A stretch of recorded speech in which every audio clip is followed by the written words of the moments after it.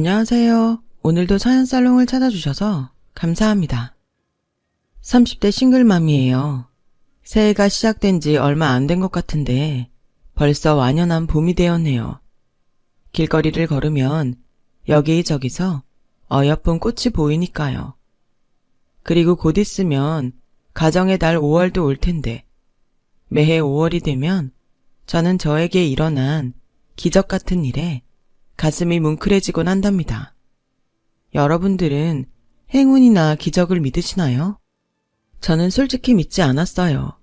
오히려 그런 걸 바라는 건 힘든 사람들 희망 고문하는 거라며 경멸하기까지 했었는데 아이러니하게도 제가 인생에서 가장 힘들었던 그해 5월에 절망의 끝에서 만난 기적으로 저는 지금 너무나도 행복한 인생을 살고 있어요. 그래서 저의 지나온 시간들을 생각하면 어떻게 나한테 이런 일이 생겨났지? 할 만큼 경험하고도 믿을 수 없는데 그 얘기를 한번 들려드리면 어떨까 해서 이렇게 사연을 씁니다. 저는 기억도 나지 않을 아주 어릴 때 경기도 소재의 한 보육원에 맡겨졌어요. 그리고 초등학교에 가기 전까지는 세상의 모든 아이들이 저처럼 시설에 모여 사는 줄 알았는데 초등학교에 가서 저와는 다른 또래 아이를 보고 현실을 알았고 그 뒤부터는 극도로 튀는 것을 싫어하는 아이가 됐어요. 다행인지 뭔지 선생님도 친구들도 딱히 저에게 관심도 없었는데 그래서 고등학교 졸업하기까지 거의 있는 듯 없는 듯 지냈는데 문제는 성인이 되고 보육원을 퇴소한 후였어요. 아시는 분은 아시겠지만 보육원의 아이들은 어느 정도 나이가 되면 보육원을 나와야 하거든요. 자립할 준비도 아직 되지 않았는데 어린 마음에 저는 제가 성인이 되는 것이 무서웠어요. 하지만 보육원 원장님의 도움으로 외지긴 했지만 숙식이 해결되는 공장에 취직할 수 있었고 당장은 일을 배우고 돈을 모아야겠다는 생각에 사람들이 보육원 출신 어쩌고 소곤거려도 못 들은 척 악착같이 일만 했어요. 그렇게 1년 정도 거의 쓰지 않고 돈을 모으니 1,500만 원 정도를 모을 수 있었죠. 사장님은 제가 성실하다고 좋아해 주시며 월급도 올려주셨는데요. 저는 더욱 돈을 모아야 도시로 나갈 수 있다는 생각에 초심을 잃지 않으려고 노력했고 3년이 지난 후에는 나름 공장에서 인정받는 능숙한 작업자가 되었는데 그 즈음에 지금은 악연인 것을 알지만 그때는 운명이라 믿었던 첫사랑을 만나게 되었어요. 공장에서 저는 유일한 젊은 아가씨였어요. 그러다 무슨 이유인지 대학생이라는 남자가 이 일을 배우겠다며 출근하기 시작했고 비슷한 또래가 없는 환경 때문인지 그 남자와 저는 자연스레 가깝게 지내게 되었어요. 그러면서 서로의 사연을 알게 되었고 대학을 다니던 그 남자가 아버지의 사업 실패로 휴학을 하고 돈을 벌게 된 사연을 알게 되었죠. 물론 그 남자도 제가 보육원 출신이라는 걸 그때 알았어요. 둘은 각자의 이야기를 듣고 서로 힘들었겠다며 위로했고 그 뒤로는 작은 거라도 누가 먼저랄 것도 없이 챙겨주려 신경 쓰게 되었는데 그런 마음은 어느덧 이성의 마음으로 변했어요. 그리고 누구나 행복하고 싶은 크리스마스를 둘이 함께 보내자는 약속을 하면서 저희는 자연스럽게 사귀는 사이가 되었고 보육원을 나와 늘 외롭던 저는 남자친구가 생겼다는 사실만으로도 무척이나 행복했어요. 그렇게 남자친구와 공장에는 비밀로 2년 넘게 연애를 했고 남자친구가 먼저 저에게 조만간 작게라도 결혼식을 올리자고 청혼까지 했었는데 그때는 눈에 뭐가 단단히 씌었는지 남자친구와 하루라도 빨리 함께하고 싶어 그동안 모은 돈을 가지고 작은 방을 마련했어요. 그리고 그 순간이 영원하길 바랬던 저의 작은 소망은 남자친구와 함께 산 지 3개월이 조금 지나 제가 임신을 하면서 비참하게 산산조각 나고 말았는데요. 그때 당시 제 나이가 24살이었고 비록 준비한 임신이 아니라 당황은 했지만 결혼할 사이이니 괜찮다고 생각해서 기쁜 마음으로 임신 사실을 남자친구에게 알리려 하던 그때 공장에서 이상한 소리를 듣게 됐어요. 황당하게도 제 남자친구가 공장 사장님 딸과 결혼을 전제로 사귀고 있다는 말이었는데요. 아니, 결혼을 약속하고 함께 사는 여자는 전데 어디서 그런 소문이 났는지 너무 화가 났고 남자친구도 이 소문을 알까 했는데 그때 제 눈에 어쩐지 평소와 다르게 친한 모습인 남자친구와 사장님의 모습이 보였어요. 세상에, 도대체 언제부터 둘이 사귄 거야? 이놈의 지주배, 엄마한테 말도 안 하고 내가 얼마나 놀랐는지 알아? 죄송해요. 제가 먼저 말씀드려야 했는데 사실은 제 사정 다 아셔서 사장님이 좋아하지 않으실까봐 겁먹었어요. 아, 뭘 그런 걱정을 했어? 사업하는 집들은 원래 그렇게 망하고 다시 일어서고 그런 거야. 아버지 요즘도 많이 힘드시지? 나도 이 사업 자리 잡기 전까지는 힘들었어. 우리 윤화도 나 때문에 고생 많이 했는걸. 네, 들었어요. 윤화가 그래서 엄마 생각을 많이 하더라고요. 자기가 꼭 외교관 돼서 엄마한테 자랑스러운 딸이 돼야겠다고. 어머, 그게 또 자네한테는 그런 소리래? 평생 나한테는 표현 한 번을 하지 않더니 애인이 좋긴 좋구만. 아무튼 나는 신경 쓰지 말고 두 사람 잘해봐. 저 정말 윤아한테도 사장님한테도 잘하겠습니다. 실망시켜드리지 않을게요. 그래. 그리고 우리 둘만 있을 때는 사장님 말고 어머님이라 불러. 나도 우리 딸 덕에 든든한 아들이 생긴 기분이네. 저는 두 사람의 대화를 듣고 충격을 받지 않을 수 없었어요. 그리고 소름 끼치게 남자친구는 제가 아무것도 모를 거라고 생각했는지 저를 보고 윙크를 하며 살갑게 다가왔는데 그 모습을 보자 저는 더는 참을 수가 없었어요. 그래서 남자친구 면상에 두 줄이 선명한 임신 테스트기를 던졌고 그걸 본 남자친구의 얼굴은 순식간에 싸늘하게 굳어졌는데 자기도 많이 놀랐는지 자꾸만 저에게 다른 곳에 가서 이야기하자며 마구잡이로 끌고 가려고 했어요. 하지만 저는 더 이상 그 더러운 놈에게 휘둘리고 싶지 않았고 그래서 손을 뿌리쳤는데 한번 이성의 끈이 끊어지자 저도 모르게 소리를 고래고래 지르게 되었는데요.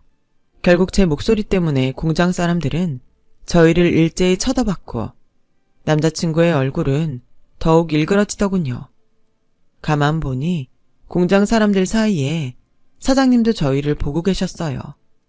그리고 저는 이젠 돌이킬 수 없다는 생각으로 이놈이 저와 결혼을 약속하고 현재 함께 살고 있으며 지금 제 뱃속엔 아이까지 있다고 말해버렸는데 저 때문에 모든 것이 망했다고 생각했는지 그놈이 본색을 드러내더군요. 순진한 줄 알았더니 어디서 보육원 출신 년이 남의 앞길을 막아. 순진해? 왜? 보육원 출신이라 내가 쉬워 보였니? 이 쓰레기만도 못한 새끼. 네 입으로 네가 말해봐. 사장님 딸한테도 했듯이 똑같이 했니? 네가 지금 누구랑 비교를 해? 넌 그냥 데리고 논 거고 진짜는 거기야. 나 우리 윤아 사랑해. 진짜 결혼하고 싶은 여자는 세상에 윤아밖에 없어. 미친 새끼. 사장님 딸도 알까? 자기랑 결혼할 생각하면서 딴 여자랑 논 너를. 나 절대 그냥 안 넘어가. 너 고소할 거야. 그래, 해. 보육원 출신 말을 누가 믿어줄까? 지가 먼저 꼬신 주제에. 뭐라고? 원망하듯 그렇게 보지 마. 너도 나랑 놀아서 좋았잖아. 그러게 왜 애는 덜컥 가져서 지랄이야. 아씨, 거의 다 됐는데. 저는 온몸이 분노에 떨렸어요. 그리고 다리에 힘이 풀려 털썩 주저앉았는데 사장님이 굉장히 화난 얼굴로 다가와서는 저 대신 그놈의 정강이를 힘차게 차버리셨어요. 내가 늙긴 늙었나 보네. 사람 보는 눈이 예전 같지가 않아. 당장 내 공장에서 꺼져. 우리 딸 근처에 얼씬거리지 말고. 내 눈에 한 번만 더 띄면 그땐 각오하는 게 좋을 거야. 오늘부로 퇴사 처리하고 임금은 계산해서 이번 주 안으로 넣어줄 테니 당장 나가. 사장님은 그렇게 그놈을 내쫓았어요. 그리고 저에게 당분간은 집에 가지 말라고 하셨는데 아무래도 제가 해코지를 당하지 않을까 걱정이 되신 것 같아요. 그리고 절망 속에 빠져있던 저에게 사장님은 더욱 힘든 이야기를 꺼내셨는데 그 말을 듣는 순간 앞으로 어떻게 살아야 할지 막막해졌죠. 나는 말이야, 명희씨 사장이기 전에 같은 여자로서, 그리고 명희 씨 또래를 키우는 엄마로서 그 아이는 낳지 않았으면 좋겠어. 명희 씨도 그 아이도 불행할 거야. 여자 혼자 애 키운다는 게 얼마나 힘든 줄 알아? 아이 포기하고 계속 일하고 싶다면 우리 공장에 남아도 좋아. 원하면 내가 다른 곳도 소개할 수 있어. 하지만 그건 어디까지나 아이를 포기한 다음이야. 나도 체면이 있으니 임산부, 그것도 미혼모를 소개할 수는 없으니까. 그러니 생각 잘하고 얘기해줘. 고맙습니다. 그리고 죄송해요. 무슨 그런 말을 해. 내가 고맙지. 명희 씨 덕에 그놈이 어떤 놈인지 알게 됐으니. 처음부터 내가 그놈을 채용하지 않았더라면 이런 일도 없었을 텐데. 명희 씨, 내가 미안해. 아, 진짜 이 일을 어쩌면 좋니? 저는 저보다 더 속상해하는 사장님에게 연신 괜찮다고 했어요. 하지만 제 속은 전혀 괜찮지 않았어요. 결혼도 물 건너간 마당에 그놈의 아이를 낳아야 하나? 고민에 빠질 수밖에 없었어요. 저도 간사한지 아이 아빠가 그런 쓰레기인데 제 미래와 바꿔가며 이 아이를 낳고 싶지 않았고, 그래서 중절 수술을 생각하고 산부인과에 갔는데 병원에서 저와 같은 예비 엄마들을 보니 저는 차마 수술하고 싶다는 말을 하지 못했어요. 부모로부터 버림받는 것이 어떤 건지 너무나 잘 아는 저였으니까요. 그리고 그 순간부터는 이 아이는 아이 아빠랑 상관없이 제 아이라는 생각을 하게 되었어요. 이 아이는 저와는 다르게 행복했으면 좋겠다는 마음이 강해져선 저는 결국 공장을 떠나게 되었어요. 제 결정에 사장님은 아무 말도 하지 않는 대신 제가 살던 집을 대신 정리해 주셨고 퇴직금을 비롯한 보너스까지 넣어주시며 어디서든 잘 살고 힘들면 집으로 찾아오라고 하셨는데 저는 마음만 감사히 받겠다고 했어요. 얼굴은 본 적도 없지만 사장님 딸 얼굴을 보고 싶지 않더라고요. 그래서 그 후 저는 미혼모의 삶을 살기 시작했어요. 다행히 배가 아직 부르지 않아 집을 구하는 건 어렵지 않았지만 일자리를 구하는 건 힘들었어요. 그래서 편의점 아르바이트나 마트에서 하는 행사 일을 골라 했고, 그렇게 생활하다 보니 돈은 돈대로 벌리지 않고 시간은 시간대로 여유가 없었죠. 그리고 정기검진을 갈 때마다 돈은 왜 그리 많이 깨지는지, 아직 시작도 안 한 미혼모의 삶은 각오했던 것보다 훨씬 힘들더라고요. 그렇게 힘들게 남들 다 있는 보호자 없이 아이를 낳았는데 그때는 더욱 일을 할 수 없었어요. 나라에서 지원해주는 비용은 있었지만 오롯이 저 혼자 아이를 돌봐야 하니 꼼짝도 할 수 없었던 거죠. 하지만 제가 낳은 예쁜 딸과 하루 종일 붙어있는 그 시기가 저는 싫지 않았어요. 배부르게 먹고 마음껏 잘 수는 없었지만 안 먹어도 배부르고 쪽잠을 자도 눈을 뜨면 제 딸이 옆에 있으니 행복했고, 게다가 모든 것이 처음인 서툰 엄마라는 걸 알았는지 저희 딸은 순했기에 저는 그게 참 고마웠어요.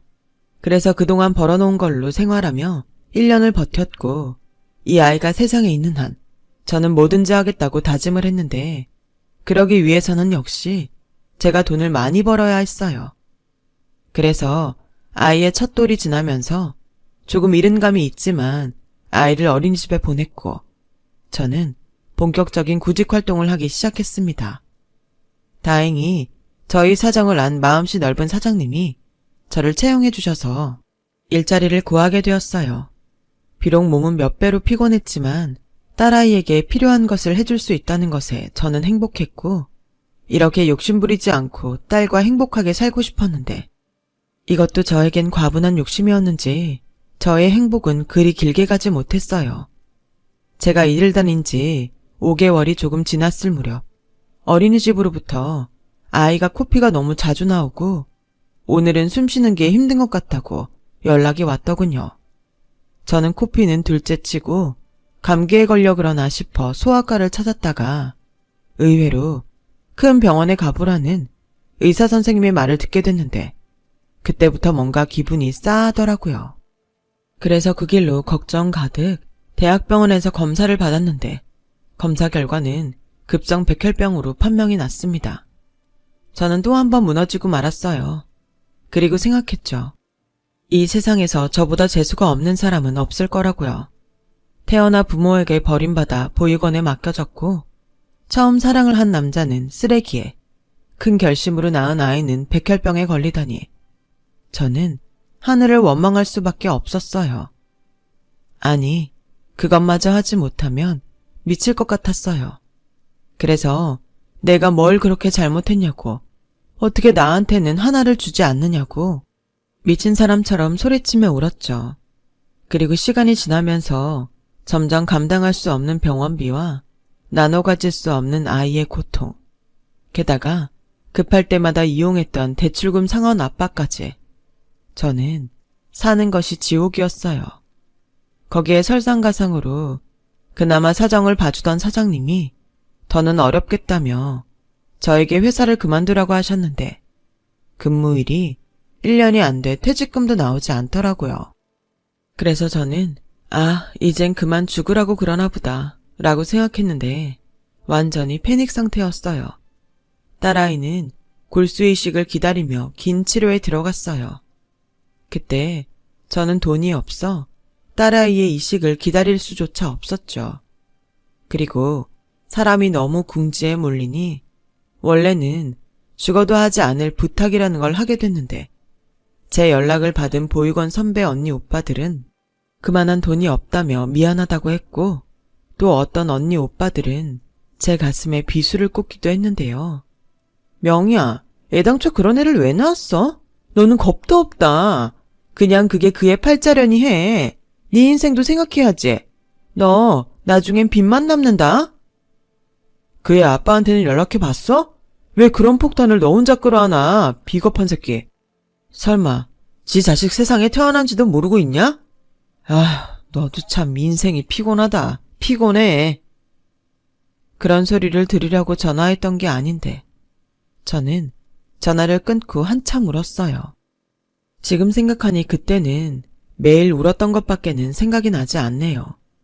그리고 마지막 남은 먼저 일하던 공장 사장님이 떠올랐어요. 그 번호를 핸드폰에 다 찍어놓고도 마지막 통화 버튼을 누르지 못했어요. 그게 알려고 안 사실은 아닌데 어쩌다가 오지랖 넓은 공장 사람들로부터 사장님 딸이 그 쓰레기 같은 인간이랑 못 헤어진다고 집을 나가서 사장님 속이 새까맣게 탔다는 소리를 들었거든요.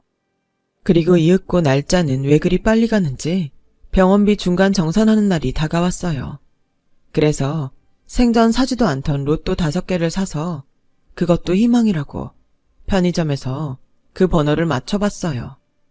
역시나 모두 맞지 않았죠. 이리 봐도 저리 봐도 저에겐 아무런 희망이 없었어요.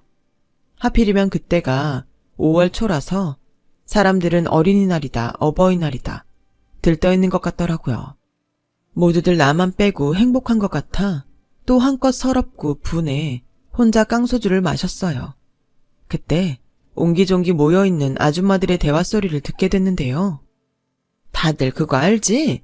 저기 보이는 감나무 2층 집, 그 딸 백혈병으로 죽은 거. 그럼 우리 동네에서 그거 모르는 사람 있어? 저 큰 집에서 여자 둘만 살았는데 딸 죽고 그 엄마 혼자 남았다고 우리가 딱하다 했잖아. 그래, 근데 그 딸이 결혼할 남자가 있었대. 그건 몰랐지? 어머머, 그래? 그 남자도 불쌍하다. 아니, 결혼 전에 그렇게 돼서 다행인가? 저 집 여자 돈 많잖아. 그게 식 올리기 전에 혼인신고부터 해서 법적으로는 사위랑 장모래. 그래서 그 사위라는 남자가 그렇게 저 집에 가서 저 집 딸 사망보험금 달라고 걔 진상을 부린다는 거야. 어머, 정말? 딱 봐도 돈 보고 혼인신고 먼저 한 거네. 그치? 저 여자 너무 불쌍해. 내가 저 집 여자랑 친한 사람이랑 요즘 아침 운동 같이 하거든. 그래서 들었는데 시집 와서 애 못 낳는다고 그렇게 구박당하다. 딸 하나 입양해서 이제 좀 행복하게 사나 했는데 남편 사고로 허망하게 보내고 혼자 그 고생을 하면서 딸 하나 키웠는데 그 딸도 가버리면서 망할 사위 하나만 남았으니 얼마나 불쌍해. 그건 그렇다. 아, 근데 저 여자는 돈이 많잖아. 난 그래서 별로 자기처럼 걱정 안 된다 뭐. 여차하면 집 팔고 숨어버리면 되지. 하긴 그것도 그래. 저는 그 집이 부자라는 것과 그 집에 그 여자 혼자 있다는 말에 뭐에 홀린 듯 그 아줌마들이 이야기하는 감나무 2층 집을 갖고 새벽 1시가 되어갈 즈음 정말로 어떤 남자가 술에 잔뜩 취해서 그 2층 집 초인종을 누르는 걸 봤는데요. 문 열어! 아니, 내가 엄연히 남편인데 와이프 보험금을 왜 못 받아? 당신 그 돈 다 챙겨서 죽을 때 싸들고 갈 거야? 당신 아무리 싫다고 해도 이제 당신한테 가족은 나뿐이야.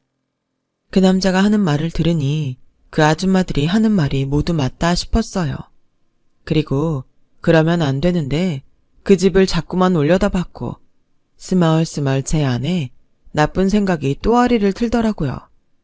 당장 저 집에 들어가서 돈이 되는 뭐든 가져오고 싶었죠.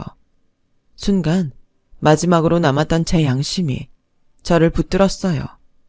저는 얼른 그 자리를 떠났는데 다음 날 야속하게도 저희 아이와 꼭 맞는 골수가 있어 수술이 가능하다는 소식을 듣게 됐어요. 너무 기쁜 소식인데 중간 정산도 못하고 당장 돈이라고는 10만 원도 없던 저는 아무런 답도 할 수 없었고 그 순간 어제 갔던 감나무 2층 집만 떠올랐는데요.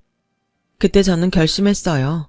이렇게 세상에 죽으라고 내모는데 어떻게 끝까지 도덕적으로 세상을 사냐고요.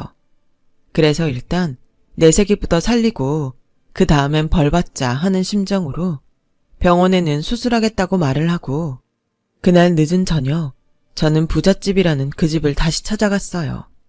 그리고 담을 넘기 위해 담장을 살폈고 저 같은 나쁜 사람들을 막기 위해 뾰족뾰족한 유리를 담장에 설치한 듯 했어요.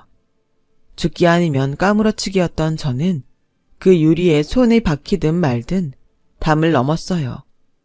결국 손에서는 피가 철철 났지만 저는 거의 제정신이 아니었기 때문에 아픈 줄도 몰랐고 집 안으로 들어갈 곳을 찾던 중 1층 거실 창문이 활짝 열려있는 걸 알아 집 안까지 너무나 쉽게 들어갔는데요. 그런데 그때 그 집 주인으로 보이는 아주머니가 정신을 잃고 쓰러져 있었어요. 그걸 본 저는 구급차를 부를 생각은 전혀 하지 못하고 오히려 잘 됐다며 가져간 가방에 돈 될 물건을 담기 바빴는데 거실로 나오니 조금 전까지 쓰러져 있던 아주머니가 초점 없는 멍한 눈으로 앉아 계셨어요. 저는 너무 놀라 그 자리에 주저앉았고 가방에 챙겼던 물건들이 대구로 굴러 아주머니 앞까지 굴러갔는데 아주머니는 놀라기는커녕 너무나도 침착한 목소리로 이렇게 말씀하셨어요. 앞길이 창창한 아가씨가 뭐가 아쉬워서 이런 도둑질을 해? 사는 게 힘들어? 죄송합니다. 정말 죄송합니다. 그 방엔 그리 돈 될 물건이 없어. 죽은 내 딸 방이거든. 생전 뭐 갖고 싶다고 말을 안 하는 애라 변변한 것이 없었을 거야. 그러지 말고 저기 안쪽에 문 하나 보이지? 거기 가서 찾아봐. 거긴 내 방이라 그래도 돈 될 물건이 좀 있을 거야. 처음이에요. 믿어주세요. 이러면 안 되는 걸 아는데 아이가 아파서 수술비 때문에 제가 하지 말아야 할 짓을 했습니다. 정말 죄송합니다. 뭐라고? 수술비? 아이가 많이 아픈가? 백혈병이라 골수 이식 수술을 해야 해요. 뭐? 백혈병?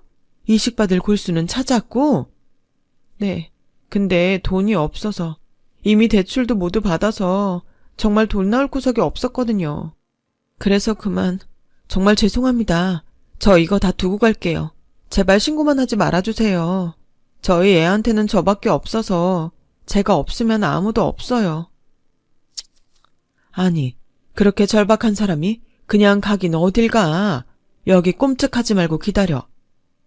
그렇게 아주머니는 조금 전 초점 없는 모습과는 다르게 자리에서 일어나 제 가방을 들고 아까 말한 방으로 들어가셨고 정말로 물건을 가방에 한가득 담아오셨는데 글쎄 도둑질하러 온 저에게 당신의 카드까지 내어주셨어요. 이거 가져가서 병원비 내. 우리 집에 나쁜 놈이 자주 와서 현금이라고는 하나도 없어. 아닙니다. 제가 어떻게 그래요? 도둑질하러 온 사람 입에서 나올 소린 아닌 것 같은데 애가 몇 살이야? 2살이요. 아, 그 어린 게. 애기 엄마 그동안 힘들었지? 아까 그 애한테는 애기 엄마 없으면 아무도 없다며. 혼자서 얼마나 힘들었어. 애기 아빠는 어쩌다 없는 거야? 죽었어? 아니, 임신하고 보니까 나쁜 놈이었어요. 결혼할 마음도 없으면서 결혼하자고. 이런 썩을 놈의 새끼? 지혜를 가진 여자를 버려? 저는 난생 처음 제 편을 들어주는 아주머니의 말에 울컥 눈물이 날 것 같았지만 애써 참았어요. 그러자 아주머니는 그런 저를 자신의 품에 꼭 안아주시며 그런 결정 아무나 할 수 없어. 정말 대견하다. 너무 대견해. 라고 하셨는데 그 뒤에는 결국 울음을 참지 못하게 돼버렸고 그 품에서 한참을 울었어요. 아주머니는 연신 괜찮다며 제 등을 쓸어주셨고 그 품이 얼마나 따뜻했는지 몰라요. 그리고 이런 분에게 나쁜 짓을 하려 했다니 돌이킬 수 없는 후회만 밀려와 죄송하다고 그냥 가겠다고 말을 했는데 아주머니가 오히려 그런 저를 붙들며 카드를 가져가라고 하셨는데요. 얘 병원비는 어쩌려고? 그러지 말고 이거 다 가져가. 그리고 카드 비밀번호 알려줄 테니 필요하면 돈 꺼내 쓰고. 아니에요. 제가 어떻게 그래요. 어떻게 그러긴? 자네, 내일이 어린이날인 건 아나? 나도 몰랐는데 아까 보니까 뉴스에서 그러더라고. 그러니 내가 주는 선물이라고 생각해. 애기 엄마한테 주는 게 아니고 그 애기한테 주는 거야. 이식받을 골수가 있는데 뭘 망설여? 내 딸은 그 이식받을 골수가 없어서 세상을 떠났어. 세상에 사람 목숨만큼 귀한 건 없는 거야. 하물며 새끼 목숨인데 얼마나 귀해. 저는 그 말을 듣고 부들부들 떨리는 손으로 아주머니의 카드를 받았어요.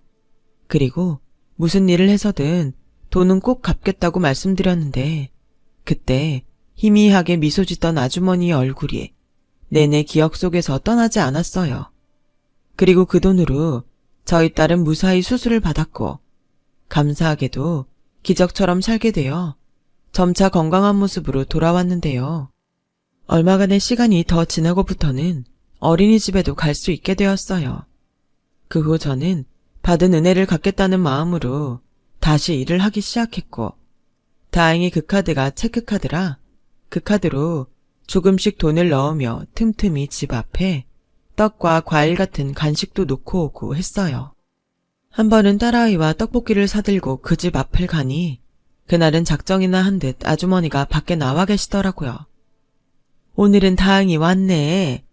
설마 저 기다리셨어요? 어제도 기다렸지. 이렇게 사람을 먹는 걸로 꼬셔놓는데 어떻게 안 기다려? 아, 그러셨구나. 죄송해요. 죄송하긴 뭘.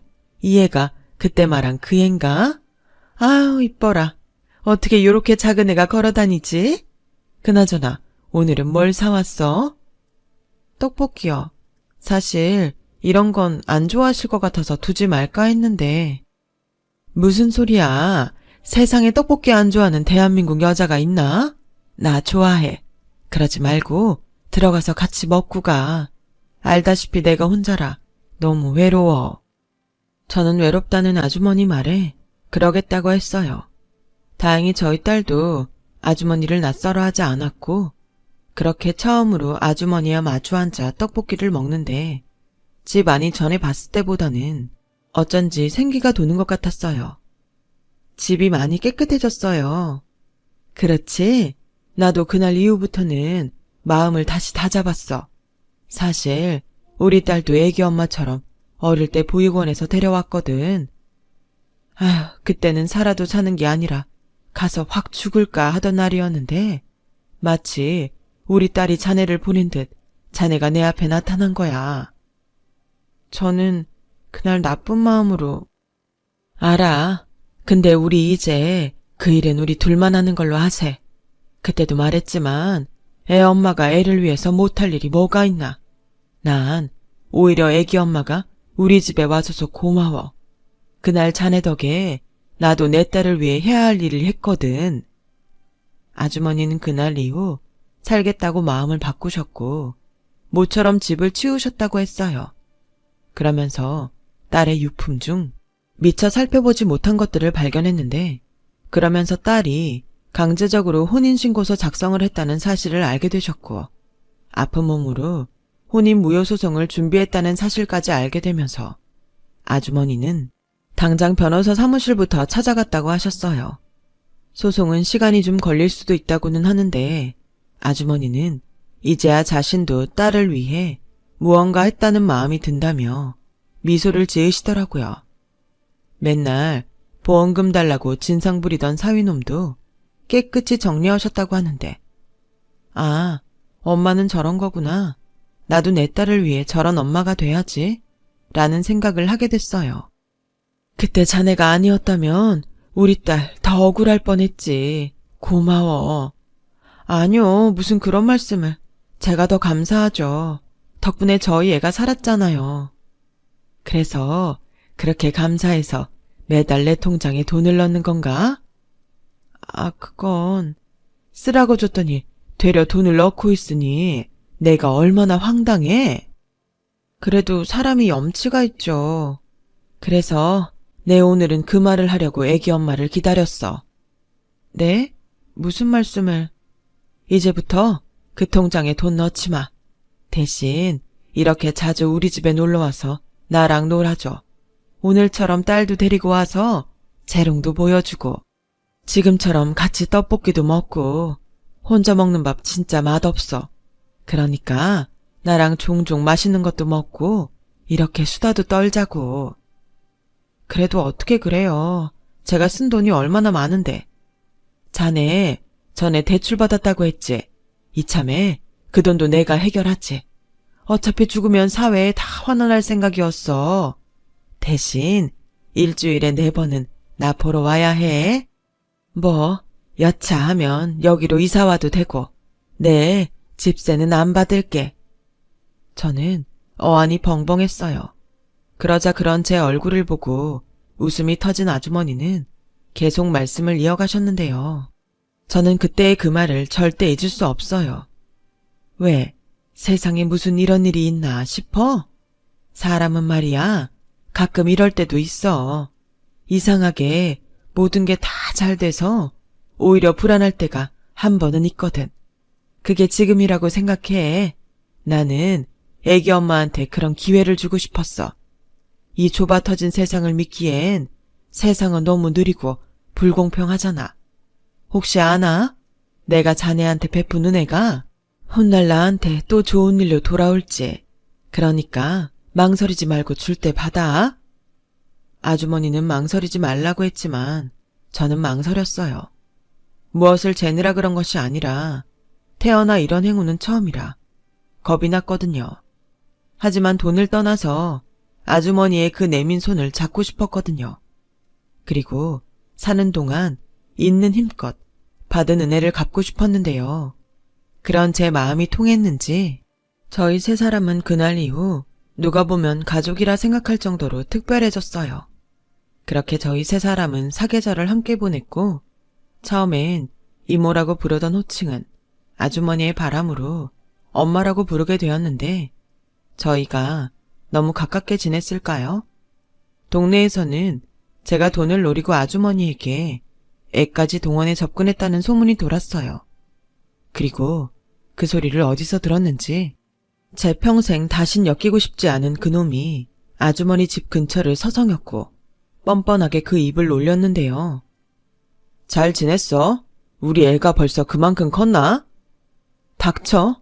이 애는 내 애고 너랑은 아무 상관이 없어. 그리고 여긴 왜 온 거야? 세상이 참 좁아. 그치? 왜 왔긴? 내 인생 망친값 받으러 왔지. 무슨 소리야. 결국 사장님 딸 꿰어서 같이 도망갔다며. 도망? 그래 갔지. 근데 그년이 날 납치범으로 신고를 했어. 이게 다 너 때문이야. 네가 그때 임신했다고 짓거리지만 않았어도 그 공장, 그 재산 다 내 거였다고. 웃기고 있네. 넌 세상이 그렇게 쉽니? 나야말로 너한테 잘못 꼬여서 산전수전 다 겪었어. 근데 뭐? 무슨 값을 받아? 원래 넌 고아잖아. 원래 고아들 사는 게 다 그렇지 않아? 그걸 왜 나 때문이라고 하는데? 원망하고 싶으면 얼굴도 모르는 니네 부모를 원망해. 원래 자식은 부모를 닮는다는데? 너도 설마? 니 딸 고아 만들 건 아니지? 뭐라고? 너 뚫린 입이라고 말 다 했어? 자, 우리 좋게 생각하자. 듣자 하니 너 여기서 돈 좀 꽤 받은 것 같던데. 좋게 말할 때 우리 그 돈 나누자. 애도 같이 만들었는데 돈도 같이 나눠야지. 그럼 뭐 내가 아빠 노릇은 가끔 할게. 너도 솔직히 애 아빠 필요하잖아. 저는 그놈의 말에 잊고 있던 분노가 다시 일었어요. 그리고 애가 보고 있다는 것도 잊은 채 그놈 얼굴에 손을 올리려 했는데 바로 그때 뒤에서 물벼락이 그놈을 덮쳤고 그놈이 놀라 뒤를 돌아보니 그놈 뒤에는 저보다 더 화가 난 아주머니, 아니 엄마가 비어있는 양동이를 들고 씩씩거리며 서 계셨어요. 그리고 얼마나 화가 나셨는지 단번에 그놈의 멱살을 잡으셨는데 그때는 도리어 그놈보다 엄마가 큰일을 낼까 걱정이 되더라고요. 너구나. 내 딸 눈에 피눈물 나게 만든 놈이. 이거 놓으세요. 아줌마 딸이 누군데요? 누구긴? 옆에서 봐놓고도 모르냐? 아줌마, 얘는 아줌마 재산 노리고 접근한 고아예요. 무슨 이런 애를 딸이라고? 주둥이 찢어놓기 전에 그 입 안 닥쳐? 왜? 동네 소문 듣고 뭐 주워 먹을 거 없나 찾아왔냐? 사내 새끼가 참 비굴하다. 똑똑히 들어. 얘 내 딸 맞고 얘는 내 손녀야. 어디서 그 더러운 면상을 디밀고 지랄이야.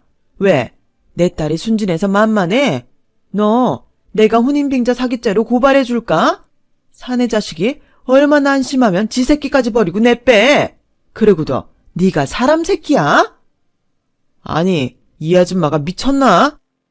그놈은 순간 꼭지가 돌아 엄마를 위협하려 들었고 저는 거의 반사적으로 있는 힘껏 그놈을 발로 차버렸는데 그게 급소였는지 그놈이 그 자리에서 그대로 꼬꾸라졌어요.